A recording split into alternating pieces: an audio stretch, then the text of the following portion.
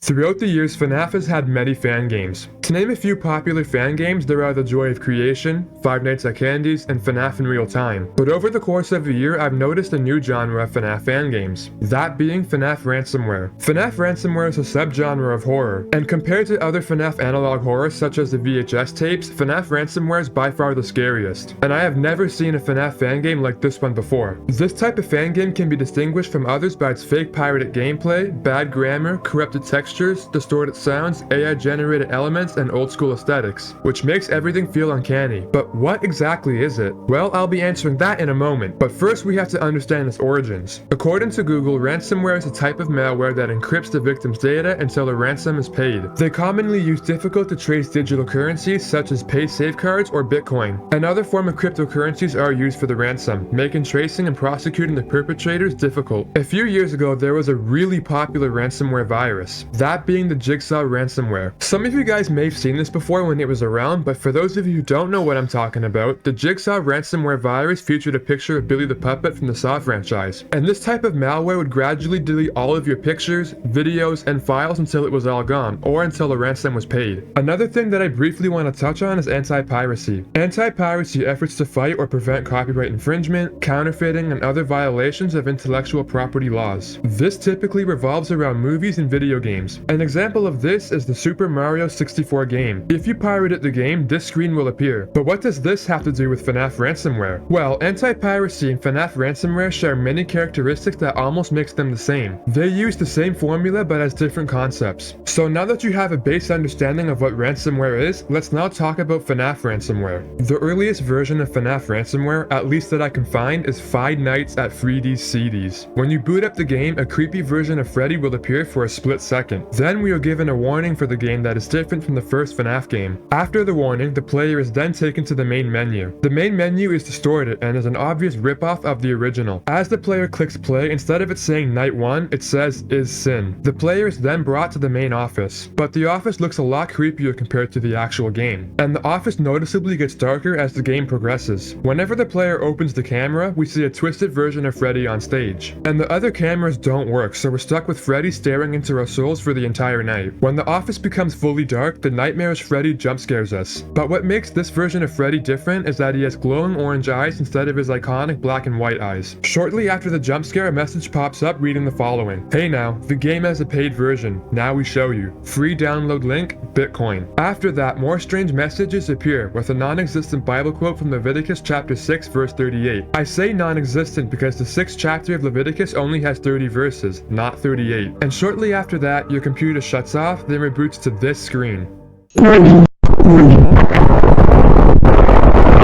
And that's the whole game. Pretty creepy, huh? Despite Five Nights at Freddy's CDs being one of the most popular FNAF ransomware games, it was the one that got the most backlash for having AI-generated images. Freddy and all the images in this game were AI-generated, and many people complained about the use of it. But to be completely honest, I think the overuse of AI is what makes the game creepy. AI is known for making uncanny versions of FNAF. It just has that look that makes it unsettling. There is another FNAF 1 ransomware game that is also pretty popular, which is called Endless Hell at Freddy's. When you start up the game, the following message appears: misfortune snuck up on you, and you've been dragged down to hell. As you make your way through the dark, you find what you initially think to be a safe haven. You stand in the dim light, unknowing what to do next. You wonder if you are alone. You soon find out that you are not. There are 4 hungry monsters down here. They haven't been fed in a long time and will do whatever it takes to eat. Hold off their attacks, stay alert, and survive until 6 a.m. You know, that's extremely satanic now that I think about it. Unlike Five Nights at Freddy's CDs, Endless Hell at Freddy's is supposed to be a lost mobile port. And let me tell you, this game is 10 times scarier than any FNAF fan game. The jump scares are incredibly terrifying, the animatronics look borderline demonic, and the game itself looks unpolished and distorted. By far, Endless Hell at Freddy's is the scariest FNAF fan game that has ever touched the surface of the planet. And to be honest, I think it should never have been made. I don't ever get chills or goosebumps from playing a game, but Endless Hell at Freddy's had me soiling myself. But that's how all these ransomware videos and games go. Now, is FNAF ransomware real? Does it actually actually install a virus on your device? And the answer to that is no.